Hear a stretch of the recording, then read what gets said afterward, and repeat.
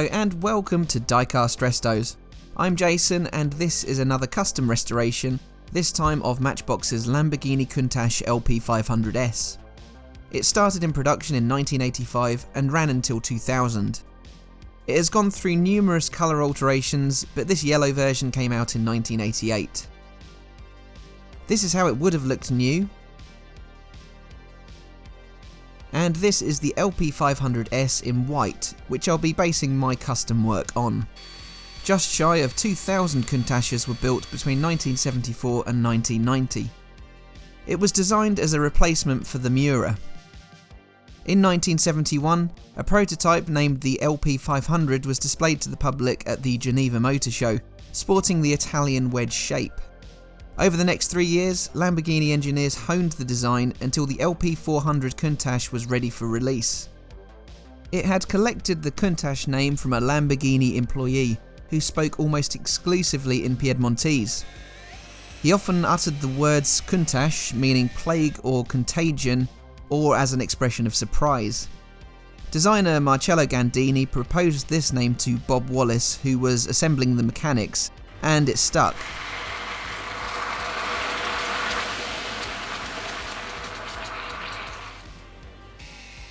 The LP400 was the first production incarnation of the Countach. It was equipped with the 3.9 litre 370 horsepower V12 borrowed from the Miura. The styling had become more aggressive over the prototype and had added scoops and vents to aid cooling.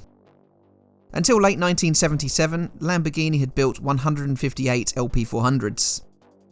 Then in 1978, the LP400S was launched, which had a downgraded power output to 350 horsepower. It was given extended wheel arches and kept this design through until the end of production. The famous V-shaped rear wing was now also made available as an optional extra. This came about following Canadian businessman Walter Wolf's modified 1975 LP400 gaining so much attention with its huge spoiler and 5 litre V12 from the prototype. The option proved popular, despite it reducing overall top speed by 10 miles per hour. The wheels you've just seen are copies of the concave wheels found on the Series 2 LP400S cars onwards. 237 LP400S Countachs were built in total across 3 series. In 1982, the LP500S became available. It had a 4.8 litre V12, but it was otherwise visually identical to the later series LP400Ss. 321 LP500S Countachs were built. In 1985, the engine was bored and stroked to 5.2 litres and given 4 valves per cylinder. In Italian, this is called quattro valvole, and this is recognised in the model name, the LP5000 QV. These Countachs had barely any rear visibility at all, as the carburetors had to be moved from the side to the top of the engine, creating a hump. It produced 449 horsepower, though a fuel-injected version came about later on rated at 414 horsepower. 66 of these cars were built, with total production of the LP5000 QV at 610. A special edition Countach launched in 1988 in celebration of the 25th anniversary of the company. The bodywork was restyled significantly by Horacio Pagani of Pagani Sports Cars fame. This model sold up until 1990 when the Countach was replaced by the Diablo. 657 25th anniversary Countachs were built. More than half of all Countachs were produced in the final 5 years of production under Patrick Mimron's and then Chrysler's ownership. The Bertoni designed car was a pin-up poster car for 16 years during its production, and then for many years following. Its radical design has become synonymous with the supercar term. As a result of this legacy, in 2021, Lamborghini announced that the Countach nameplate was making a return.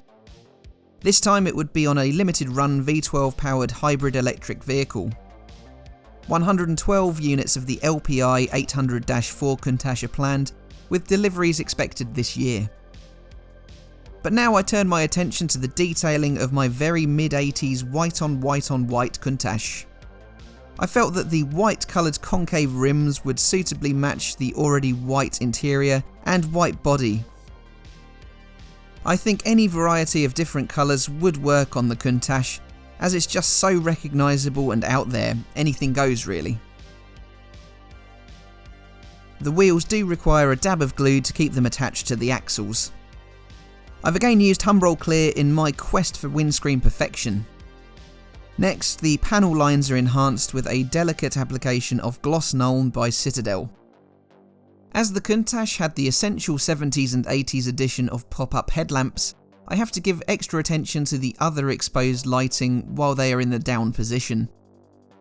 While Matchbox added limited detailing via tampos on the casting, with the headlights, front and side badges and side lettering, they also omitted a lot too. However, the high quality of the cast allows me to exploit this. I've coloured in the ducts, scoops and vents, and been able to treat the rear light clusters to some additional colour and detailing. Another thing they missed were the narrow window openings. These don't appear on the transparency moulding, so I draw them on by hand. There is the raised window wiper though, so I run over that with my black Sharpie. I do think these original wheels suit the car quite well, so I'll show these off on the casting in addition to my realistic custom type. The last action for the body is a coat of clear from my soon to be empty can, just to help protect those bonus details.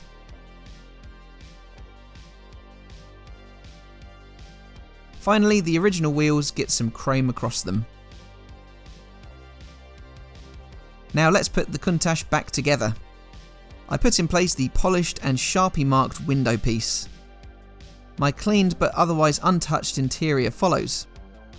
Then it's just a case of aligning the base and securing it. Two 3mm M2 laptop screws do the trick. So here is how my Matchbox Lamborghini Countach LP500S looked before I tore it apart. It was a heavily play-worn example, but it's a really good casting if you look past the superficial damage. It's allowed for plenty of custom detailing, and a set of replica wheels could really set it apart in the realism department. Now let's take a look at the corrected Countach. It's the mid-80s white on white on white homage. There were no substitutes for colour for me. I had a picture on my wall of a white Countach when I was a kid, as I'm sure many others did too. Aside from the rear concave wheels perhaps sitting a little deep on reflection, I think this car is a stunner. It just goes to show how much potential a good casting holds and the world of difference some detailing makes. The benefit of 3D printing and the vast array of wheel selection now available to diecast customizers opens so many doors. For people like me who love the OEM look, we're very lucky that there's an opportunity to recreate the original design. Anyway, that is all from me for now. Please leave a like, send a comment, and be sure to subscribe for more. All that leaves me to say is thank you for watching, and I'll see you again for the next one.